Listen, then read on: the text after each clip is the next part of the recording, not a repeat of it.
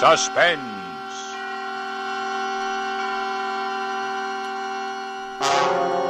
Radio's outstanding theater of thrills brings you an hour, a full 60 minutes of suspense. Tonight, starring Mr. Robert Ryan and Miss Ruth Warwick in a play by Devery Freeman entitled Beyond Reason, edited and directed by Anton M. Leader, and produced by Robert Montgomery.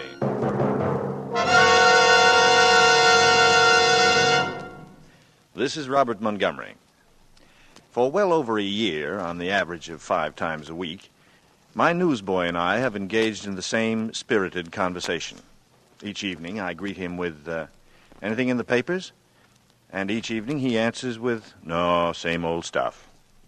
Then I spend part of the evening reading the chronicle of the day's events, the same old stuff. And I learn that the tensions in the world are greater or lesser, that some people want high taxes and some people want low, that some people are born, and some are married, and some are divorced, and some are dead. Same old stuff. Yesterday, a man walked out onto his front porch, lost his balance on the top step, and 1 minute later he was dead. An hour ago, a wife in Fort Wayne, Indiana, went to the hospital. 10 minutes ago, she became a mother. One cycle of life completed, another just beginning. And the newspaper will report them both, clearly, accurately, and without editorial comment. We can assume that in each of these homes, the old patterns of living are broken, and the new ones are in formation. But we can't know what happens next in the history of these two families. And these are very real stories that begin with birth or death. We have one for you today, a story entitled Beyond Reason, and it began this way. At exactly 7:22 on the night of January 5th, Pinkton Carr reached the corner of Post and Stockton Streets in downtown San Francisco. He was feeling fine. He stopped for a moment to look at an attractive window display, and then, still looking back, he stepped off the curb. Hey, look out! No! You hit him! Stop! Stop! He doesn't run, driver! Stop him! Oh, no, don't look. Oh, the poor man. Oh, call an ambulance. Somebody call an ambulance. This guy's hurt bad. I saw it happen. He just stepped off the curb. Somebody call an ambulance. Call an ambulance. Who is he? Do you know who is he? You mean, who was he? Oh, the poor man.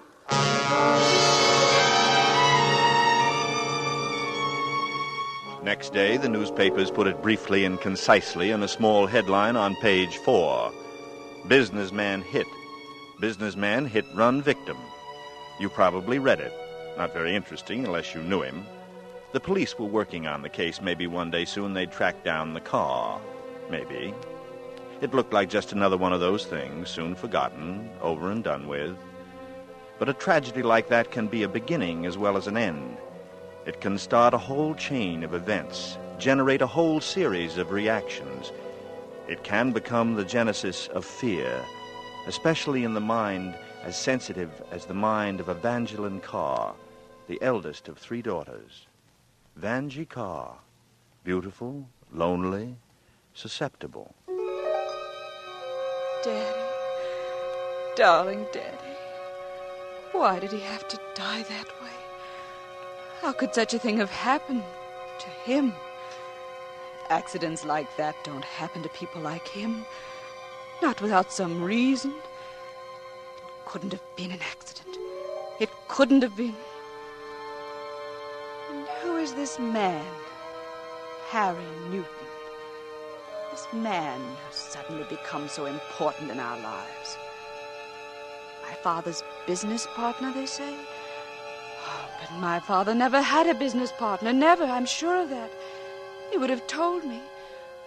But then, who is Harry Newton? He was a hard one to pin down, Miss Carr. Doesn't have a home, not even a permanent address. He just seems to drift around. Was he up here in San Francisco the night my father was killed? I checked that. No, he wasn't. But he was here that day. In fact, that's the day your father and he signed the papers that made them partners. That day? Yeah. That's the date on the contract. He left Frisco on the 4 o'clock plane. Accident happened about 7:30. Yes. He seems to be the promoter type. Somebody else always takes the risk. How could my father have made a man like that his partner?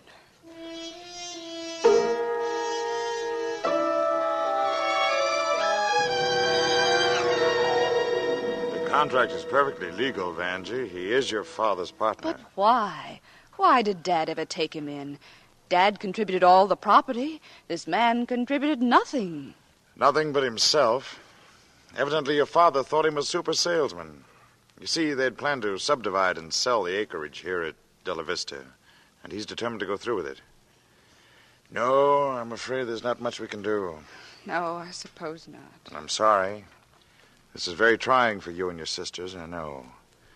Perhaps when he comes up here, we can persuade him. He's coming here? Of course, to look the place over. You'd have to stay here quite a bit to get the work started. Yes, of course, I must have realized that, only I never really let myself think about how someday I'd have to meet him face to face.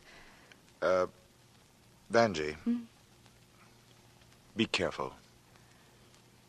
You don't trust him either, do you? No, I don't trust him either.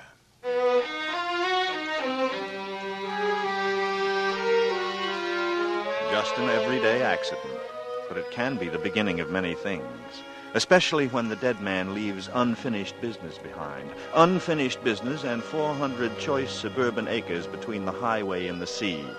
400 undeveloped acres in which any real estate man would see the possibilities. Add to that a partner like Harry Newton and 3 beautiful daughters, especially a daughter like Vanjie.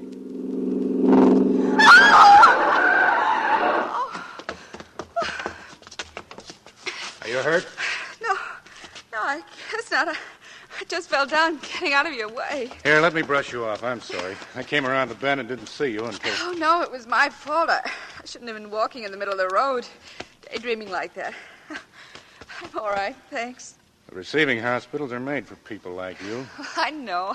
I started out at the age of 2, playing with electric light sockets. Well, since I nearly knocked you down, I better introduce myself. My name's Harry Newton, and I always cross streets when the light is green. Getting by in life merely requires the ability to take advantage of green lights. And the ability to recognize red lights. Huh?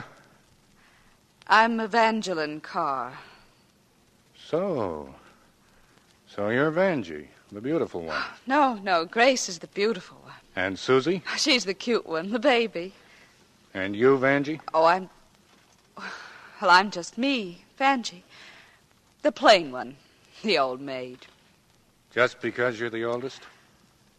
Mr. Newton, you wouldn't be interested in me. No? Maybe I like plain girls.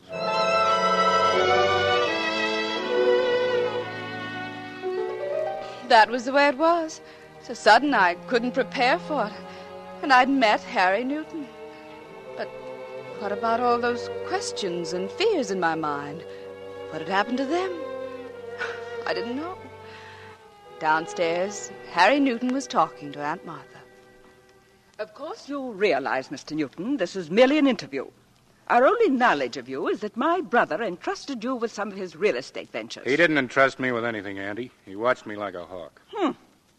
You realize, of course, the responsibilities that go with this venture. We know nothing of your character or affiliations. Perhaps you can supply some of the details. I've got a credit card with the Union Oil Company. Look, Andy, I came 400 miles from Los Angeles to discuss the promotion of a subdivision. It's a little late for references. I'm in this deal with both feet and a legal document. Are you handling it for the kids? Well, not exactly. Well, then let's have a drink and make small talk. You'll learn more about me that way. How about it? Thank you, no. You can make yourself at home. Dinner is at 7. Okay, thanks. Thanks very much.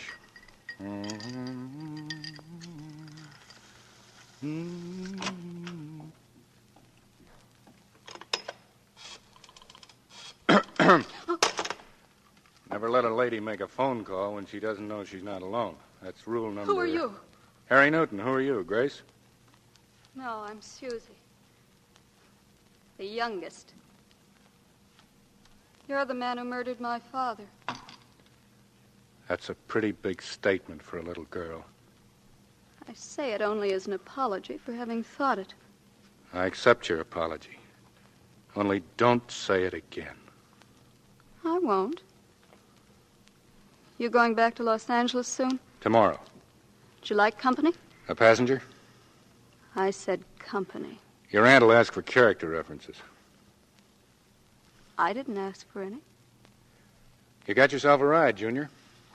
You wouldn't be thinking of leaving earlier. I'm sleeping over. Our first customer is coming to dinner. Who? People by the name of Burkhart.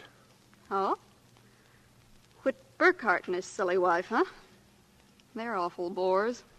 And get set for some boring neighbors. We plan to sell them a lot. That's too bad. I love company, but I think I'll develop a headache and stay in my room tonight. Unless I can change your mind about leaving. Shall we change the subject? Suit yourself. I just don't want to press my luck too far.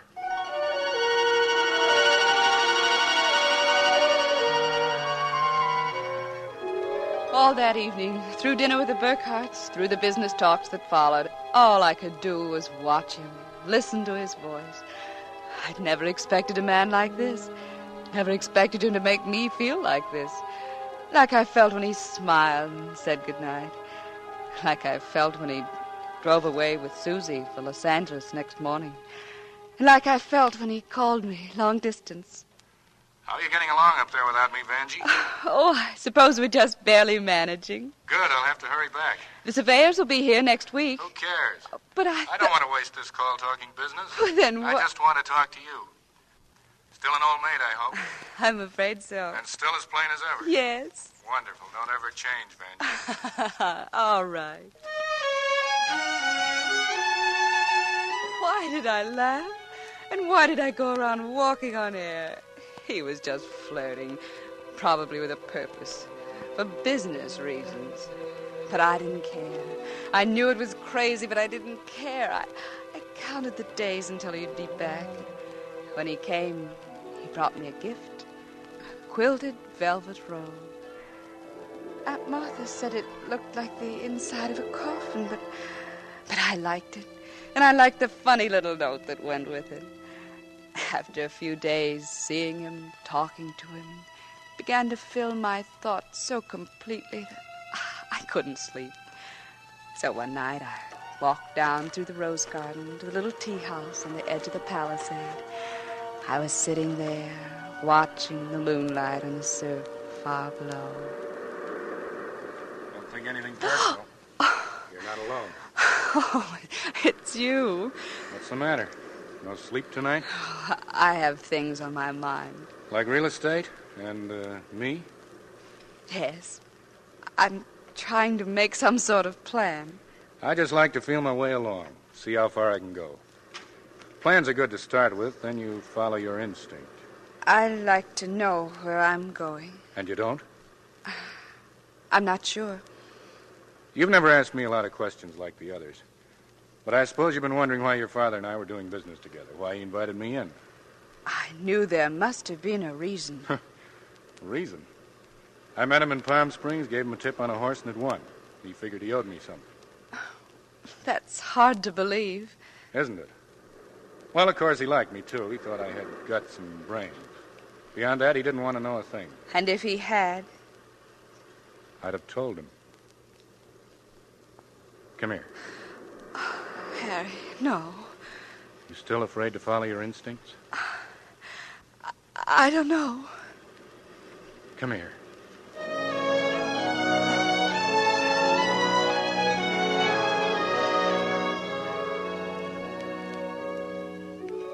It's all so crazy. 2 weeks ago, Harry Newton was just a name I hated and feared. There's nothing of that now. Now he's a man that I love. My husband. We drove to Las Vegas and were married in a little chapel there. Then we had a fast honeymoon, playing roulette, seeing Boulder Dam, just having fun being together. And when we came home again, the words were still ringing in my ears. For better, for worse, for richer, for poorer, in sickness and in health, to love and cherish until death do us part. Until death do us part. I've moved my things into a corner room, Vanjie, so that you and he may have the suite. Relax, Auntie. This is strictly temporary. We'll probably go to Los Angeles eventually. All Harry's friends are there. Meanwhile, I'll have my stuff shipped up. There isn't much. It's packed away in Lou Danch's apartment. He's the one I was telling you about, honey. He owns that restaurant on the Strip. Oh. While you were away, there was a phone call from Mr. Newton. Yeah? From a Miss Kitty Platt. Kitty Platt? Girl I used to date. Oh. Probably wondering what happened to me. I wonder what did. Look at me. Head over heels in matrimony, and I love it. Oh, Harry. Harry. Is that a private match, or can anybody get in it? Oh. Hello, Susie. Hi. You'll have to excuse my lack of tact. Never been a sister-in-law before, and I'm at a loss. Best of everything, sis. You rate it. Well, thank you, Susie. Is anything wrong, dear? You look awfully tired. Hasn't Harry told you? Takes a gentleman to keep a secret. Thank you, Harry. You're welcome. What a lovely wedding band, Vanjie. Nothing temporary about this piece of jewelry. 3 passes at a crap table. Tell me, Vanjie, darling. Did he buy you the short order ceremony or the blue plate? It's very impressive, I understand. Bless, O Lord, this ring, that he who gives it and she who wears it may abide in thy peace. Let us pray. Susie, dear. Harry. That's a sick girl. You mind if I speak to her? As a member of the family, I feel I have the privilege of helping. I'll be right back. But Harry... Vanjie! Oh, what is it, Aunt Martha? Well, I didn't want to talk to you, dear, while he was with you. But I'm worried about Susie. She's been acting very queerly. Not eating and so jumpy. What do you suppose is wrong? I don't know. But she hasn't been herself since she went to Los Angeles.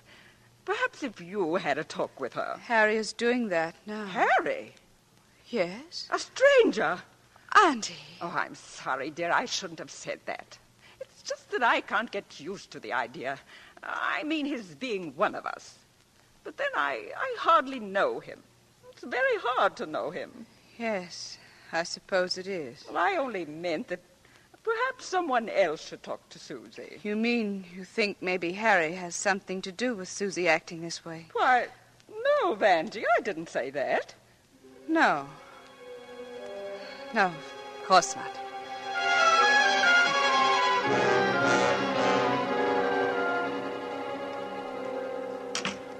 Harry? Yeah? How is Susie? She'll be okay. Maybe I better talk to her. Leave her alone. She won't tell you anything. Then you tell me. That's one of those things. How do the writers put it? Unrequited love. You? Well, if it is, she hasn't told me the whole truth. What did she tell you? Say, how do you turn the heat on in this dungeon of a room? Oh, there's a gas heater in the fireplace, but what did she tell you? Harry? Look, Angel. Are you going to turn on me, too? Don't do it. I need you. I've been rattling around like a pebble in this old drum of a world with nothing to grab onto. Now I'm safe. I've got somebody. This alley cat's got a home. That's you, Angel. You're my roof and 4 walls. Oh, Harry, darling, please understand. It's not that I don't trust you, but I'm worried about Susie. Okay, baby. You talk to her tomorrow if it'll do any good. But right now, don't worry about it. Come on, let's get some sleep.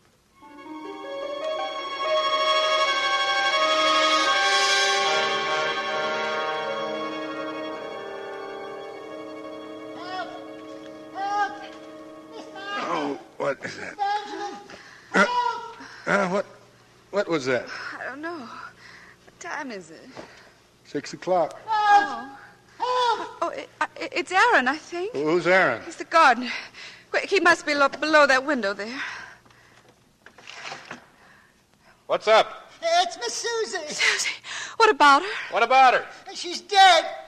Dead. Dead?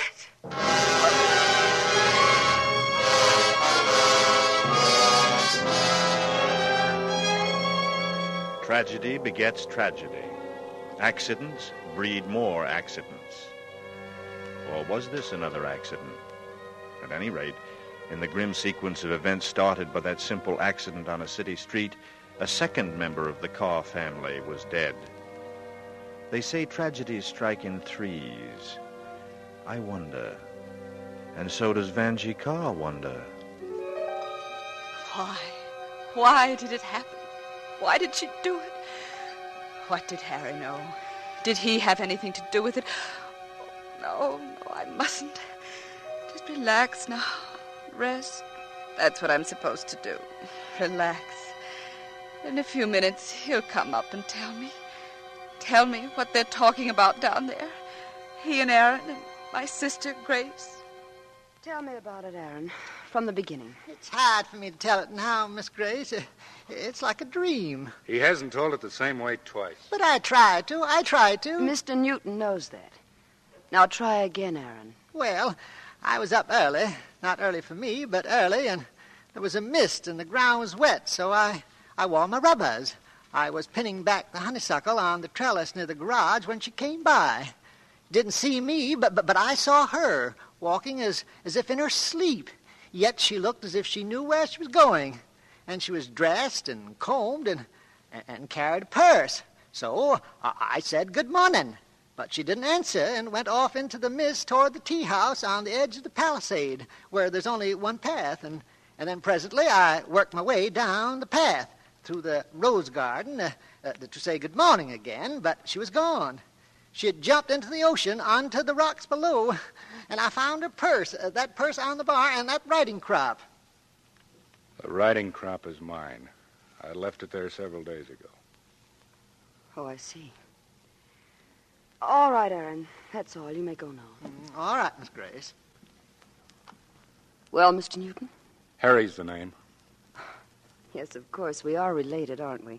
Should I apologize for not belaboring you with congratulatory messages on your marriage? Some people are just naturally short on sentiment. You have other gifts. Thanks.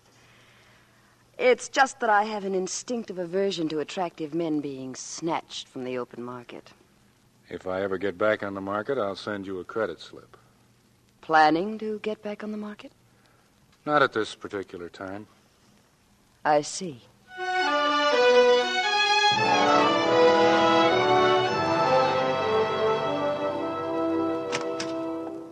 Anybody here? Vanjie. Don't turn on the light, Harry. I look awful. Now, relax, Angel. I know how upset you are, but you've got to relax. I can't. Oh, Susie. Susie, you poor baby. Take it easy. This way you'll just fly apart, springs and wheels and everything. You're going to have to rest a few days. Oh, I want to know everything, Harry. Who was it? Who did this to Susie? I lied to you. Oh, no. I lied when I said Susie chose me as a confidant. The way it happened, I stumbled into the middle of her romance by accident. Then who? A neighbor of yours, Whit Burkhart. Whit Burkhart? But, oh, no, he's married. Yeah, you see, I bumped into them in a quiet little restaurant in Los Angeles. I was about as welcome as bad news in a collect telegram. I grabbed a quick one at the bar and ran. But is that all? No. Susie made it her business to see me the next day. She wanted me to promise not to tell anyone I'd seen them together. I let her talk, and she did. Plenty. It wasn't nice the way she told it, crying as if her insides were splintered. This fellow Burkhart had met her in Los Angeles to let her know that they'd come to the end of the line. He was afraid his wife was getting wise, so they had one last rendezvous. That's all, except the way she loved this guy. He must be all right. Oh, no, Harry. A man doesn't have to be all right for a woman to love him.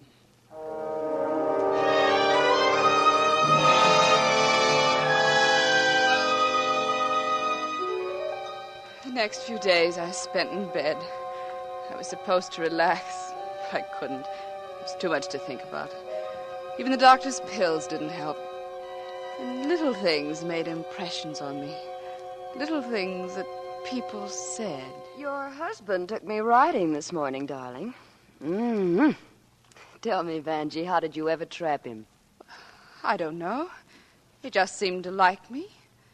Well, I guess we're not hard to like. Daddy left us quite a bit of allure. A square block in San Francisco, 4 theaters, 2 open-air markets, and a lovely office building in Los Angeles. In short, a real estate man's paradise. Grace. Sorry, darling. He's so different from my faithful, methodical Lenny, I'm just jealous. Aren't you flattered?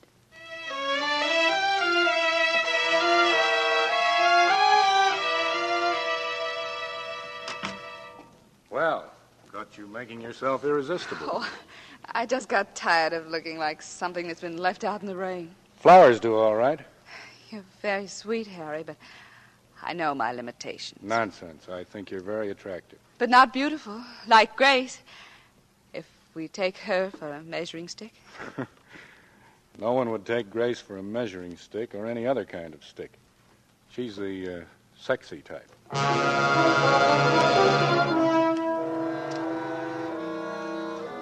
Nice of you to come, Mrs. Burkhart. Cigarette? No, thanks. Whit made me give up smoking. He really babies me, that man. Forced me to go away for a 2-week rest. I told him I felt fine, but he insisted. Was that when he went to Los Angeles? Los Angeles? Whit hasn't been to Los Angeles in 4 years. Why, no, he went along with me. Of course she was lying. Her husband had been to Los Angeles, just as Harry said he had, with Susie. He must have been. She was just trying to make Harry look bad, and so were the rest of them. That's why I took to listening, to find out what they were up to protect Harry. I listened, even from behind doors. Hello, Newton. You remember me? Gurney, the lawyer? Uh-huh. Is Mrs. Newton too ill for a visitor? Yes, she is. What do you want? It's in regard to your suggestion, Mr. Newton, that arrangements be made to give you power of attorney in matters pertaining to Della Vista. You can lower your voice. I told you my wife is ill. Any request of that nature should be gone over with all parties concerned. I said lower your voice. Of course, 2 untimely tragedies have decreased the number of parties concerned. I'd say you have 2 down and 2 to go, Mr. Newton. What do you mean by that? Nothing. Have you discussed this matter with Mrs. Newton? There's no reason for her to object. On the other hand, there's Grace Carr. You've spoken to her? Not more than a moment ago. It's no go, Newton. Miss Carr, it seems, has developed quite an interest in Della Vista, or some aspects of it. She intends to work with you as closely as possible. Well, that sounds engaging. Yes. For you, it should be a cinch, Newton. I understand you're quite a hand with the ladies. Well, I've had my innings.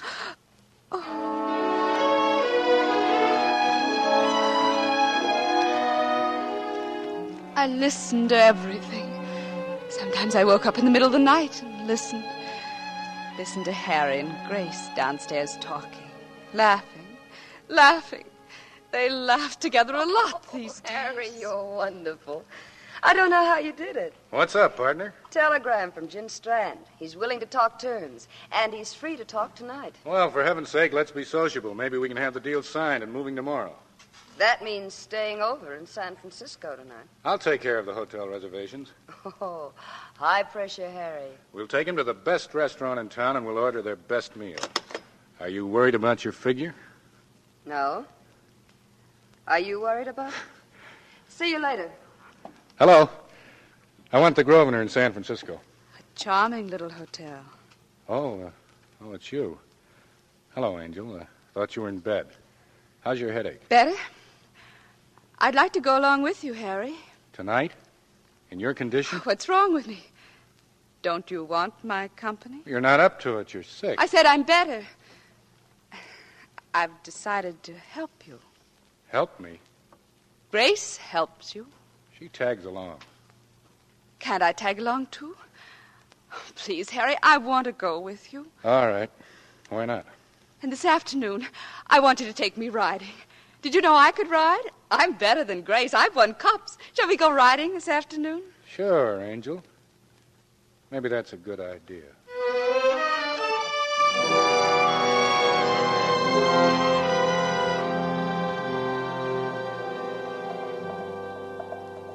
What's that, Grace? No, I don't know, Aunt Martha. I can't see. The fog is rolling in. It's a horse. But no rider. Is it Vanjie's? Well, Harry's. It's tearing down the path toward the highway, probably heading for the stables. Aunt Martha, something's happened. I knew it. Come on. Here comes the other one. It's Harry.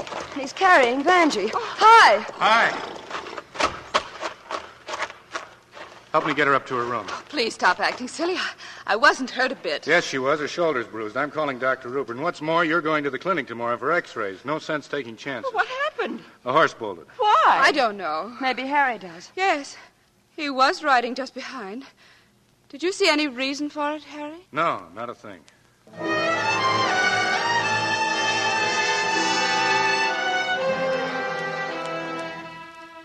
I tell you, Harry, there's nothing wrong with me. Nothing but a simple old-fashioned headache. Maybe you can grab some sleep before the doctor gets here. Why are you making such a fuss? Is it because you don't want me with you in San Francisco? You certainly can't go till we're sure you're all right. Then you're going without me. We'll talk about it later. Get some sleep, Angel. What are you doing? Connecting up your heater. This room is like a tomb. If we take the chill off, maybe you'll sleep. You won't go without me, will you, Harry? Are we back on that again? Oh, I'm sorry. Harry. What? I've made you angry with me, haven't I? No. Do you love me? Sure. It's so strange, this marriage of ours. It's more like an affair, really. It happened so fast. We don't really know each other, do we, Harry? Why did you want me, Harry? Because I love you. Because you love me. Yet if I were gone tomorrow, would there be another to take my place, as there were others before me? Oh, no, don't answer that. I get sillier by the minute. Forgive me, darling. There's nothing to forgive. Yes, there is. I won't be silly anymore. I'm sure you won't, Angel. Good night. I'll see that you're not disturbed. Harry. Harry.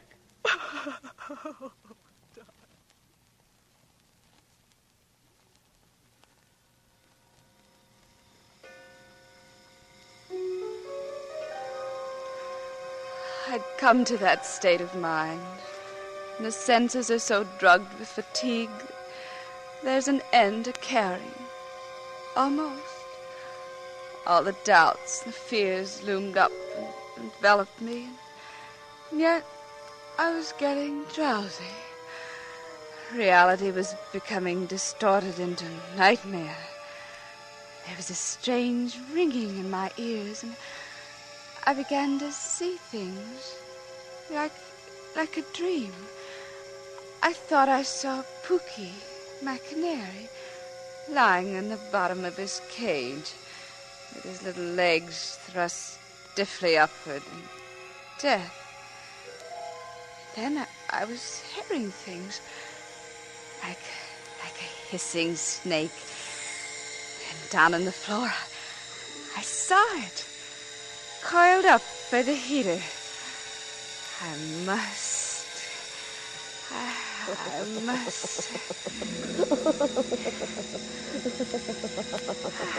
Grace laughing with Harry. Somehow, for the first time, I didn't care. She had no cause to gloat. It would happen to her, too. Just like it happened to Dad and to Susan. And like it was happening to me.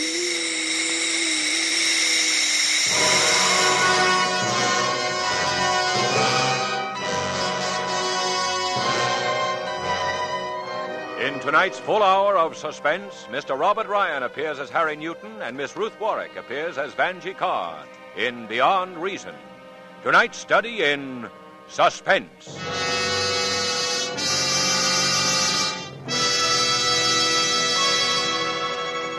just a moment, we will return with Act Two of Suspense. This is CBS, the Columbia Broadcasting System.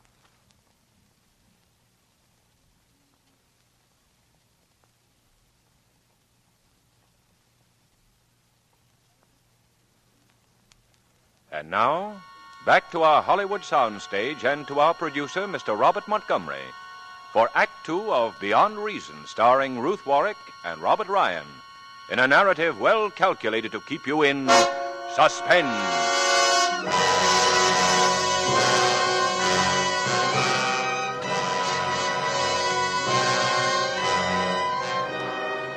It all started with a fatal accident on a street corner in San Francisco. You probably read about it in the papers a few weeks ago.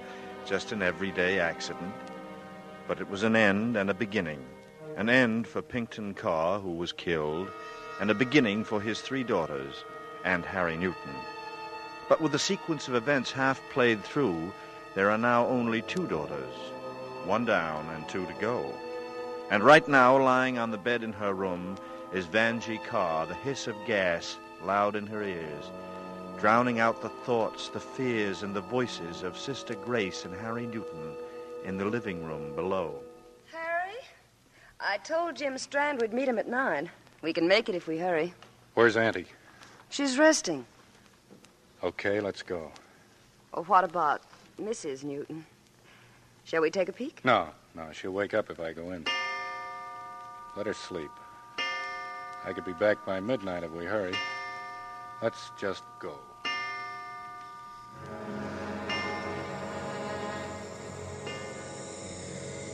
I dreamed the church bells were tolling my death. Thought someone was stuffing my throat and nostrils with cotton padding. I couldn't breathe. My limbs were bound to the bed. I tried to scream, but I couldn't. I started to spin. The bed was spinning. The whole room was spinning like a whirlpool, ever narrowing, until finally it was as thin as the sound of a bell.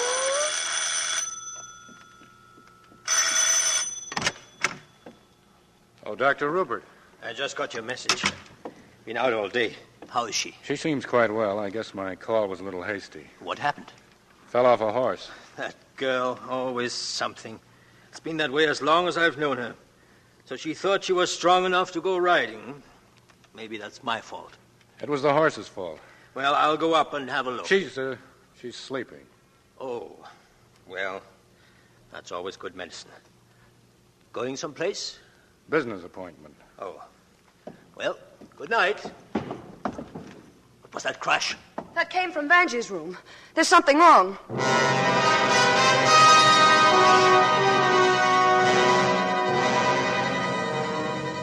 It was darkness and flashing lights, changing colors, shifting designs, noises that are somehow recognizable to human voices. Vanjie. Another blanket. Who tried to kill her? Always a danger of pneumonia. He's a murderer. Listen to me. I know. He's a murderer. Vanjie. Lots of coffee. More coffee. Kill her. Blanket. Murder. Coffee. Murder. Vanjie. Murder. Vanjie. Vanjie. Harry. Vanjie. Oh, Harry. Good morning, Angel. Oh, Harry. It's been a tough night, but you came through it as good as new. Last night I wanted to shoot myself. It's all my fault, Vanjie. No, it's not. Don't say that. I thought I connected the heater fine, but something must have happened. Maybe I kicked the pipe. I don't know. Harry. Vanjie, listen to me before they come back in. They may say things about me. Your aunt's got some weird ideas about what happened. Don't listen to them, Vanjie. Don't listen to them. I won't, Harry. I love you, Angel. That's all that matters, isn't it? Yes. Yes, that's all that matters. Well, what's wrong? Nothing, Harry. You don't believe me. I do, Harry. I do believe you love me, but... that is, I want to believe you. I want to. more than anything else in the world. You've got to. I will. Are we up, or are we going to sleep some more? She's up, Dr. Rupert. There's a lucky girl. What a fine room for such an accident. Big and drafty. Poor Pookie, my poor Pookie. I'm sorry, Aunt Martha. It's too bad you didn't knock over the bed table sooner. But then it was soon enough, thank heaven. You should get some sleep, Mr. Newton. I'll settle for a cup of coffee. And as for you, Angel, no more trouble while I'm gone. No. You must reassure him, Vanjie. He's eaten with remorse. Disappointment, you mean? He considers the accident his fault. Accident? You keep calling it an accident. Your Auntie Vanjie is very disturbed and full of wild theories. There's no need to theorize. Oh? Oh, the blame is all mine. I got up to get some water, yes. The sleeping pill made me groggy. I must have stumbled on the gas hose and pulled it out without realizing it. I'm always doing things like that. Yes, you are, as long as I've known you. You know, there are those of us who go through life with a predisposition toward having accidents. We actually will them to happen. We who are thus disposed live closer to the edge of time than others. We walk in front of moving cars. We fall from high places. We are bitten by snakes and sucked in by riptides. If there's poison oak, we will find it.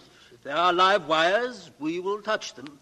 We are wedded to calamity. We are indeed. Wedded to calamity indeed. You may discount the other nonsense and be sure of the last.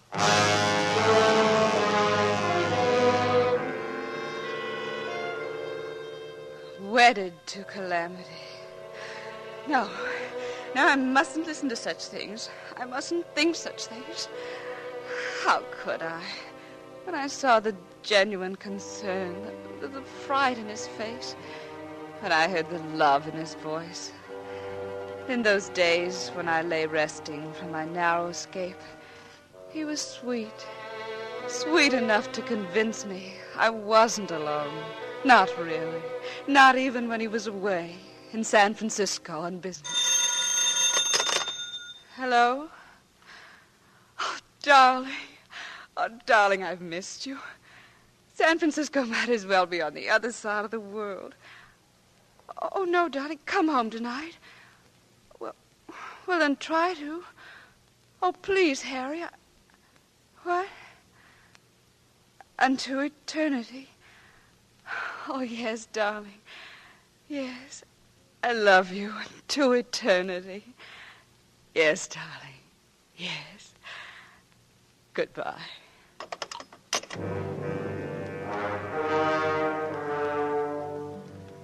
But suddenly, I was feeling alone again. Unto eternity, it said. But what did he mean? Eternity?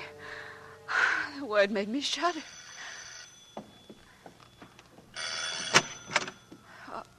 Hello? Hello, Vanjie. Well, you don't seem to recognize me. I'm Lenny Walden. Oh. Grace's friend. Oh, yes, of course. Won't you come in? Thanks. Grace isn't here? Oh, well, no. I didn't really expect her to be. I just thought that... You two haven't quarreled, have you? No. Well, yes, I guess so.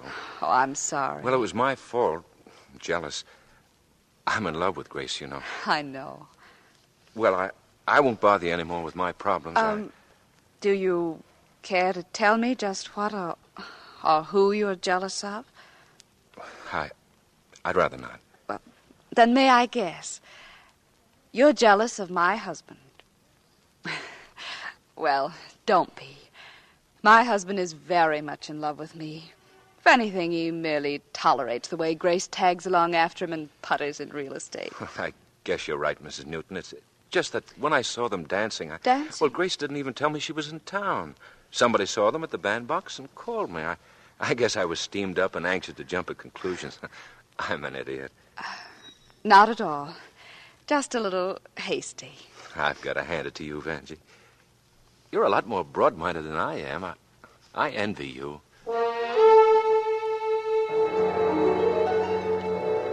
Envy me? envy me when I was so alone and frightened.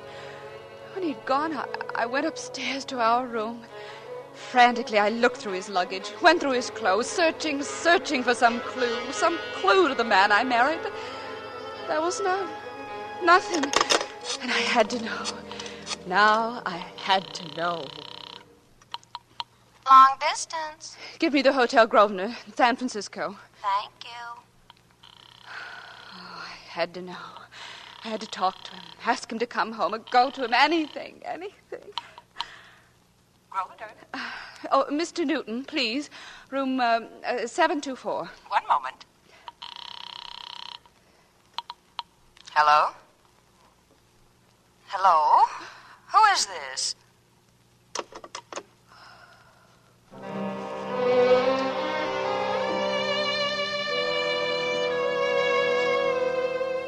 It was Grace's voice, without the slightest doubt.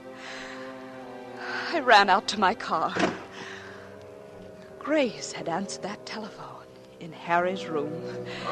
And I knew. Now I was sure of it all. Harry had killed Susie. Whether it had been suicide or murder, he'd killed her.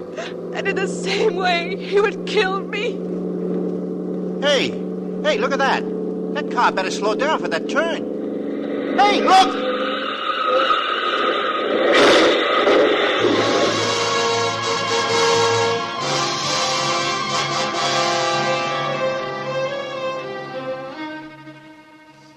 You see, the sequence of events comes to full circle. It started with an automobile accident. Was it going to end with another one? At least this was one they couldn't blame on Harry Newton. Vanjie simply drove too fast, tried to take a shortcut to San Francisco through a tree, rushing to her husband. In the end, he had to rush to the emergency hospital to her. But she was all right. The indestructible Vanjie. Perennial accident case, always smelling of antiseptics and painted with iodine. I lay there between hospital sheets, pretending that the hypodermic needle had put me to sleep. But I was listening to Dr. Rupert as he talked to Harry and Aunt Martha. The night of your wife's first unfortunate experience, I had a vague suspicion that the circumstances were not entirely accidental. What do you mean? Vanjie has twice tried to take her own life. I don't believe it. It's true. For people like Vanjie, it is sometimes harder to find the dividing point between accident and suicide. There's a certain will to die, a subconscious compulsion which invites disaster. It's nonsense. Go on. In the matter of the gas heater, Vanjie said herself she pulled the flexible pipe by accident. Was that accident or intention? I don't believe she ever did it. It was he who really pulled the cord. No, I think it was Vanjie. She invited disaster again tonight, driving her car off the road at high speed. Was it accident, or did she suddenly cease to care whether the car made that curve or not? Or did somebody tamper with the steering wheel on her car? You'd better stop that, Andy. Please, Martha. You'll know, too, that the tendency seems to run in her family. Her father stepped in front of a moving car. And how do we know even that? And Susie leaped to her death off a cliff. Or was pushed. Times Vanjie was drawn to self-destruction were times of mental depression. We've got to work to save her. I'll do anything, Doctor. Anything you say. There'll be a lot for you to do. First of all, You have it all figured out, haven't you, Dr. Rupert? rest is the best. And you're right, of course. Except for that about mental depressions. That's not what causes it. Oh, it's the fear. Fear of being alone, of not being loved by Harry Newton. I heard what he said. He'd do anything. But he didn't fool me. I know he wants Grace. I'm in his way. I know. They're gone now. Oh, it's stifling in here. So close. I must have some air. There. That's better. Now, there was a little razor-sharp blade here a little while ago. They used it to make a blood test. Oh, but it's gone. No matter. In the laboratory, just off my room, there'll be a drinking glass. If I can break that without too much noise. Glass cuts. Yes. Glass. What's happened? Mrs. Newton, she's gone out that window. Well, stop her! Stop her! She can't have gone far. Notify the highway patrol and tell Mr. Newton. Yes, Doctor. We've got to find her to protect her from herself. And from him. What? Don't you see? You've given Harry Newton the soundest alibi in the world. Your assurance that Vanjie is bent on suicide. Now, what did Aunt Martha mean by that? The soundest alibi. Well, no matter. I pressed close to the bathroom wall with one shoulder tucked in the corner. They didn't think to look there. Oh, but someone was bound too soon. Bella Vista. That was it. If I was going to die, I wanted to go home to die. I waited till my room was empty again. Then I went to the open window. If I could get to my car.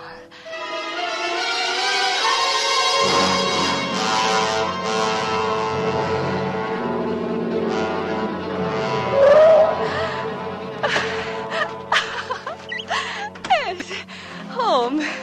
Yes, it was right. It was right to come home.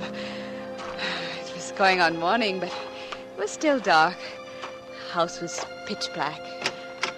I went inside. There was a telephone. A stray ray of moonlight shone in it. I could see it plainly. And I remembered unto eternity. To have and to hold until death do us part. With this ring I thee wed. This ring and 3 passes at a crap table. I went upstairs. My room was cold and dark. One of his shirts was still on the floor where I'd thrown it in my frantic search of his things. It was a sports shirt. He'd said he wouldn't need a sports shirt in San Francisco. I hung it up in the closet. The room was in order otherwise. There was water by my bed and the sleeping pills. I emptied the bottle into my hand and counted them. 1, 2, 3, 4. Not enough. I said it aloud. The words boomed in the silence. Such silence. Not a sound. Not even the stirring of Pookie in her cage. I looked toward the empty cage and shuddered under the sudden chill. Yes, there was the gas heater close by. I crossed over to it quickly, kneeled down, and turned on the gas. Get a blanket. It's murder. Coffee. More coffee. Kill her. Danger. Blanket. Murder. Kill her. I held the match to the heater and watched it flare up warm and alive. I was beginning to enjoy my borrowed time. That was Harry. Suddenly, in a burst of panic, I knew what Aunt Martha had meant. Dr. Rupert had given him the soundest alibi in the world. The assurance I was going to commit suicide. He'd come to make sure I didn't change my mind. It was dark. You could barely make out the shadowy bulk of him as he looked at the car I'd come in. Then he entered the house, walking fast. Vanjie. Vanjie, I know you're here. Vanjie. I had to have time to think. I had to think out what it all meant. Vanjie, come here. I want to talk to you. Oh, but I couldn't think. The sound of his voice frightened me. All at once, I felt terribly depressed. The boat was sinking. The sides were caving in. All I wanted was to get off. I slipped down the stairs, outside, through the rose garden, to the tea house. The night was turning milky. Vision was lengthening by the moment. I couldn't see the surf directly below me, but I could hear it. I thought of Susie, and I leaned on the rail above the retaining wall. And then I heard his footsteps. Approaching. Through the rose garden. Through the morning mist. Good morning, Angel. Not talking this morning, Mrs. Newton? I can't see you, but I know you're there. Don't come any closer. Is your hand on the rail, Angel? Are you poised and ready? Or are you hoping for a reprieve? Something I'll say that will turn despair to ecstasy. Don't come any closer, Harry. I mean it. I'll jump. And what's holding you back? A thread? A lingering hope? Yes. That I love you? Yes. That I don't love Grace? Yes. So that's it. You know it is. Harry. What? Have you come to kill me? No. You have a perfect alibi. Dr. Rupert said I was a potential suicide. I know. If you push me off under the rocks below, as you pushed Susie, because you were through with her, it'll be just as perfect a crime, an obvious suicide. Whit Burkhardt's wife spoke to you. Yes. She could have been lying. I know. And you called my hotel last night, didn't you?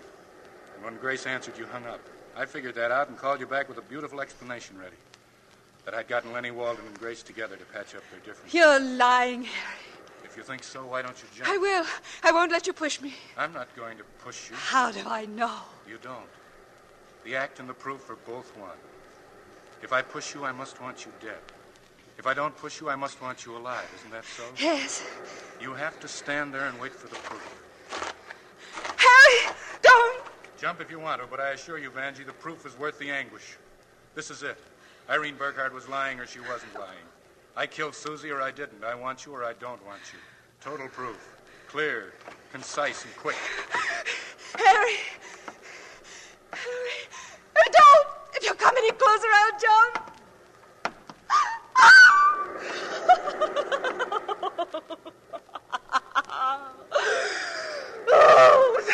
Darling. Darling, I've got to help you. That's all that matters. Everything I said was true, and it's easily proved. Oh, this is all the proof a woman would want. To have and to hold from this day forward. Hold me, Harry. I will.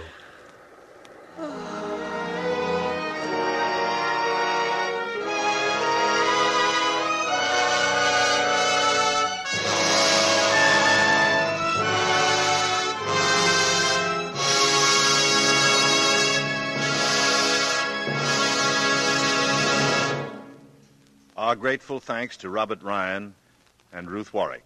You gave us the excellent performances we expected from an actress whose talent and versatility we've applauded many times before, and from an actor whose outstanding work in Crossfire has deservedly won him an Academy Award nomination.